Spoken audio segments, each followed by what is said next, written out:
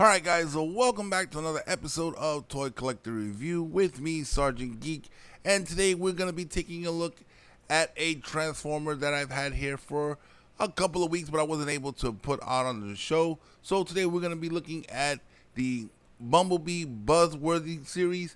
This here is Cliffjumper. Alright guys, so let's go ahead and take a closer look at this box. There's a lot going on over here. As you can see, a big window so you can actually see the figure itself. Very nice. At the bottom you got 86 of 13, bunch of pictures of some Autobots there, Buzzworthy Bumblebee, Cliffjumper along the side, Studio Series Transformers, and on the side here you got a very nice photo done of Cliffjumper with the number 86. This is, I believe, the new line of the Transformers the movie series, as you can see there. And in the back you got some product shots along with some other instructions and some other things going on back there, some legal mumbo jumbo as well here at the bottom. And on this side of the box you got some more pictures of some Autobots here. Very cool looking. Optimus Prime there at the bottom. And on the top you got Transformers the movie, Studio Series, and more legal mumbo jumbo at the bottom of the box. So guys, let's go ahead, let's get him out of the box and let's take a look at the figure himself. Alright guys, so here he is out of the box. Let's go ahead and get a closer look at the figure itself. If my camera will work right and give us a closer shot. There we go. A little bit too bright on the lighting here. There we go, that looks a lot better now. As you can see, Cliffjumper is really nicely done. Very cool looking. I do like this figure. Lots of detail going up and down the figure right here, as you can see. Now, he does remind me of one of my other figures from the War for Cybertron Trilogy series. I believe his name is Runamuck. But other than that, you see it's very nicely done. This is a very cool Cliffjumper here, and he comes very nicely with the blue windshields. Awesome looking. Now, for articulation, his head doesn't go up or down, but it does go left to right. Now, mine is a little stiff. So that's a good thing. I always like when they're a little stiff. That means they're very posable. As you can see, his arm goes all the way out to the side. And at the shoulder, it does also 360 rotation. At the elbow, he can go at 90 degrees. And he does have bicep rotation. And at the wrist, he doesn't have any wrist tiltage, but he does have a wrist rotation. Now, once again, on mine, he is pretty stiff. But I'm able to show you there a little bit. Now let's go ahead and move the arms out of the way. Now he does have hip rotation, as you can see here. And with the legs at the hip, he can go somewhat forward. That little bump right there kind of prevents him from going any more forward. And towards the back, he can go straight back. Now, as you can see here at the knee, he can bend at 90 degrees, but that little bump prevents you from showing it accurately there. And as you can see, he does have ankle tiltage right there. He doesn't have any up or down, but he does have some tiltage. And he can go out to the side and do the Van Damme splits. And he does have some leg rotation right there as well. All in all, very good for posability here. Just like the other figures that I have. Very cool looking. Let me get him stand up straight on his own. Now he does come with a couple of accessories. So let's go ahead and let's pull those out right now. Now, one of the first accessories we're going to take a look at, let me get it right here, is these little things right here. Now, these can be skis, they can be magazines, they can be a biped, they can make up many different things. We're going to show you a couple of things you can actually do with them with this figure.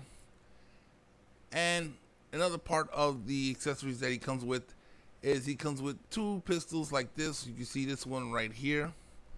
Very nicely done in the blue. And here is the other one right here. Once again, very nicely done.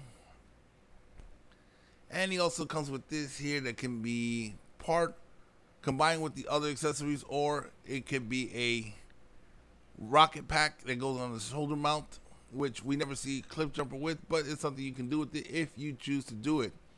Now, all of these accessories can combine into a very large and powerful weapon. Let's go here, take that one mounted in the back. I like to put the blue up top, but you can if you want to put it on the bottom. Now you take these, mount them on the front, and there we have it. We have a very large hand cannon right there. We have a very large sniper rifle, which was used in the TV show itself, which once again is really cool. And one more thing, guys, before I forget, he does have kind of a shield. If you pop this off in the back, like so, you can actually use this as a shield, but it kind of looks ridiculous. I like the way it looks right there, so that's where we're going to leave it. It does make him partially a parts former. Alright guys, so let's go ahead and do some comparisons. Here's Cliffjumper with Bug Bite. Pretty much almost the same as it would be with Bumblebee. And of course, here is Cliffjumper with G1 Cliffjumper. Alright guys, so let's go ahead, let's transform Cliffjumper and let's check out his alt mode. The Transformers will return after these messages. In the world of the Transformers, it used to be easy to tell the Autobots from the Decepticons. But now, the mini-spies are on the loose. They look like Autobots, but are they? It's a Decepticon! After him! Transformer mini-spies. You get one with each of the 6 Autobot mini-car packages. Motorized Transformers. You can't tell if they're Autobots or Decepticons until you rub up their symbol. It's an Autobot! Transformer mini-spies. Get them while supplies last from Hasbro. We now return to the Transformers. Alright guys, so here is the alt mode for Cliffjumper. If I'm not mistaken, I believe he's supposed to be like an 80s style Porsche. If I'm not mistaken, if you guys know, leave it in the comment section below. But nevertheless, it is nicely done. I wish some of the paint schemes could have been more detailed and highlighted, like the tail lights and stuff like that. But all in all, still very nicely done for Cliffjumper. Now I know lately with a lot of the new variations of Transformers, Cliffjumper has been coming more and more popular, but I've never really been a big fan of Cliffjumpers. He's just been one of those small bots in the background for me growing up. But nevertheless, this is a clean automobile for Cliffjumper. It looks really good, and it does remind me of him back in the G1 cartoon era. But guys, let's go ahead and do some comparisons. And for comparison, let's go ahead and let's once again bring out Bug Bite. Very cool, just a white version of Cliffjumper. And let's go ahead and bring out the G1 Cliffjumper. Two totally different style cars right there. Now there is one more thing I didn't show you guys yet, but I did show you with the Bug Bite. And if you think I wasn't going to do it with Cliffjumper now that I got him, you're sadly mistaken. So let's go ahead. Let's take apart his weapon here. Let's drop those right there. Let's separate these two pistols. And let's take apart this back piece. Now this back piece actually unfolds. Now let's grab Cliffjumper. Now as you can see, there's two little pegs right by the arm, by the hands. We're going to go ahead and put those in there. And there's another peg between the legs where this one will fit. So that fits snugly right there. Now we're going to take these, and there's some pegs up behind the wheels. So we're going to peg these in behind the wheels where they're right over the wheels like you see right here. Go ahead and put both of them in. Now we're going to take these, and you're going to peg these in on the grips. Underneath the car right there, you'll see the little pegs. So you go ahead and peg one on one side, peg the other on the other side.